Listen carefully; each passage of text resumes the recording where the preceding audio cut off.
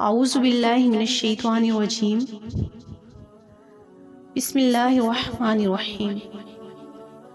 معزز سامعین، آج جو میں آپ کے لیے اقوال لے کر آئی ہوں صبر کے متعلق ہیں۔ صبر کے معنی ہے ثابت قدمی سے رہنا، مضبوطی سے رہنا، برداشت کرنا اور ناخوشگوار حالات میں بھی ان پر صبر کرنا۔ تو میں شروع کرتی ہوں اقوال، پلیز توجہ سے سنیے گا۔ مجھے صبر میں رکھنا ہمیشہ میرے مولا، کبھی گرنے نہ دینا، نہ کسی کی نظروں میں اور نہ کسی کے قدموں میں۔ وہ رب آہٹیں بھی سنتا ہے اور پکار بھی، بس وہ ہمارا صبر آزماتا ہے۔ اللہ بہتر کرے گا، لیکن اگر اللہ نے بہتر نہ کیا تو ایمان رکھو، اللہ اگر بہتر نہیں کرے گا تو بہترین کرے گا۔ بے شک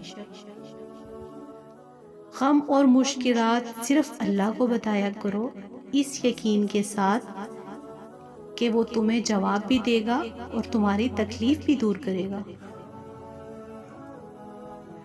جس مقام پر آ کر برداشت ختم ہو جاتی ہے، اسی مقام سے صبر شروع ہو جاتا ہے۔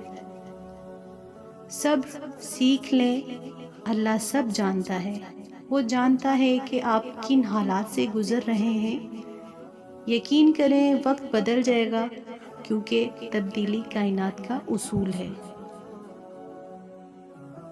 صبر کا دامن ہاتھ سے نہ چھوڑو، ہر کام آسان ہونے سے پہلے مشکل ہوتا ہے۔ زندگی کسی کی بھی آسان نہیں ہوتی، زندگی کو آسان بنایا جاتا ہے پیار سے، خلوص سے، اپنائیت سے، اور سب سے بڑھ کر برداشت اور صبر سے۔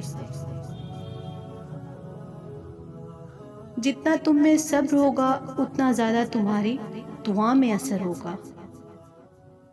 ہمیشہ زندگی اس طرح بسر کرو کہ دیکھنے والے تمہارے درد پر افسوس کی بجائے تمہارے صبر پر رشک کریں۔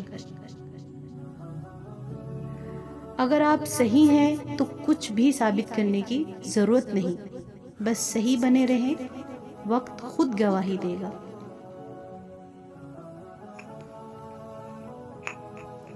صبر ایک ایسی سواری ہے جو اپنے سوار کو کبھی گرنے نہیں دیتی، نہ کسی کے قدموں میں اور نہ ہی کسی کی نظروں میں۔ اللہ سب جانتا ہے کہ آپ کے ساتھ کیا ہو چکا ہے اور کیا ہو رہا ہے، بس صبر کرنا چاہیے۔ وقت بدل جائے گا، کیونکہ وقت ایک جیسا نہیں رہتا۔ صبر دل ہلا دینے والی مصیبتوں کو آسان بنا دیتا ہے۔ ہو سکتا ہے ہمارے رب نے ہمارے لیے سمندر لکھا ہو اور ہم قطرے کے لیے ضد کر رہے ہوں، اس لیے بہتر ہے کہ صبر کریں۔ پھر یوں ہوا کہ صبر کی انگلی پکڑ